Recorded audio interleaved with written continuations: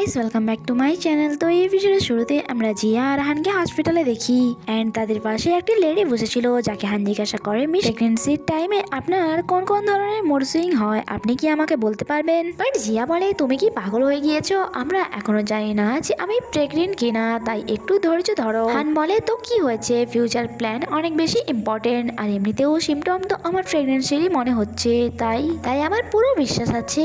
আর জিয়ারাও অনেক বেশি ভালো লাগছিল, বাট সে বলে, আমি বুঝতে পারছি তুমি বেবি অনেক বেশি পছন্দ করো, বাট আমাদের বেবি যদি কিউট না হয় তাই আমি চাই আমাদের বেবি কিউট হোক। হান বলে, জাস্ট এইটুকু? তাই সে তখনই তার অ্যাসিস্ট্যান্টকে কল করে আর বলে, তাড়াতাড়ি করে আমার বাসায় যাও আর সেখানে গিয়ে অনেক কিউট কিউট বেবির ফটো পেস্ট করে দাও। যা শুনে জিয়ার অনেক বেশি ভালো লাগে। এরপর হান তাকে বলে, এবার তুমি 24 ঘন্টা কিউট বেবিদের দেখতে থাকবে, আর এটা তো হতেই পারে না যে আমাদের বেবি কিউট হবে না, কারণ আমার ওয়াইফ এই দুনিয়ার সব থেকে সুন্দরী মাইয়া। তাই যদি আমাদের বেবি কিউট না হয় তাহলে তার দোষ তো আমার উপরে এসেই পড়বে।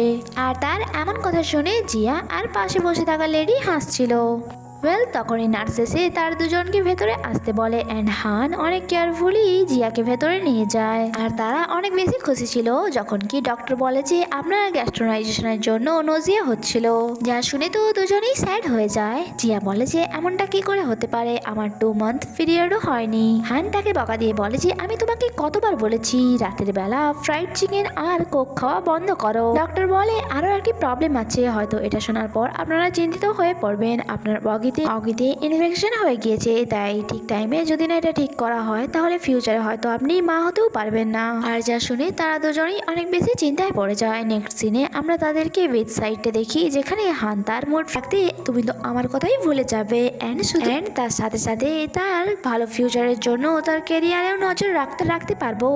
আর এইসব কথা জিয়া মন দিয়ে শুনছিল আর তার অনেক বেশি ভালো লাগে। তাই সে হানকে হাগ করে এন্ড ভাবে, হয়তো আমি কিছু পূর্ণ করেছিলাম, সেই জন্য হানের মতো এত সুন্দর একটা লাইফ পার্টনার পেয়েছি। তারপর হান বলে, ওই দেখো ফলিং স্টার, তাই তাড়াতাড়ি করে উইশ করো। আর এর সাথে সাথে হানও উইশ চায় যে আমার ওয়াইফ যেন সারা জীবন এভাবেই খুশি থাকে। নেক্সট সিন আমাদেরকে 7 বছর পরে দেখানো হয়, যেখানে বাসায় জিয়ার এক ফ্রেন্ড এসেছিল এন্ড সে জিয়াকে বলছিল যে তোমার লাইফ দেখে তো মাঝে মাঝে অনেক বেশি জালাসি ফিল হয় যে তুমি এত কম বয়সে বিয়ে করলে এন্ড নিজের স্বপ্নও পূরণ করলে, আর এখনো তোমাকে দেখে অনেক বেশি ইয়াং মনে হয়, আর সেই জায়গায় আমাকে দেখো। এখানে তাদের গসিপ চলছিল, তখনই তার ফ্রেন্ডের বেবি তার কাছে আসে এন্ড বলে, মম আমার কোনো বেবি নেই। অ্যাকচুয়ালি জিয়া এমনটা বলেছিল কারণ আজ পর্যন্ত হানি বেবির খেয়াল রেখেছে, তাই জিয়া মাঝে মাঝে তো এটাই ভুলে যায় যে তার কোনো বেবিও আছে। তার ফ্রেন্ড বলে, সত্যি বলতে আমার তো বিশ্বাসই হয় না যে তুমি একটি বেবিকেও জন্ম দিয়েছো, কারণ তারপরেও তোমাকে এত ফিট লাগে। এটা তো আমি বুঝতে পারলাম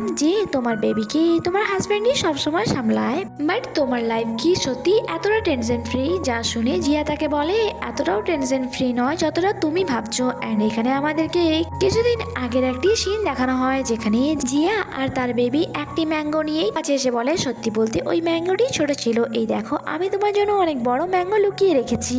আর যা দেখে তো জিয়া অনেক বেশি খুশি হয়ে যায়। আর সত্যি বলতে হান তাকে এখনো বাচ্চাদের মতোই ট্রিট করে আর তাকে গেস করে বলে যে এই ম্যাঙ্গোর থেকে অনেক বেশি কিউট তুমি।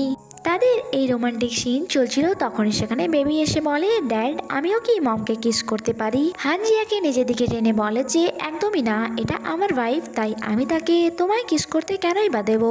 যা শুনে বেবি তাদেরকে ব্ল্যাক কার্ড দেখিয়ে বলে যে আপনি চিন্তা কেন করছেন, আমি আপনার ওয়াইফকে কিস করার বদলে টাকা দেব, কারণ আমি আমার পকেট মানি থেকে অনেক টাকা সেভ করেছি।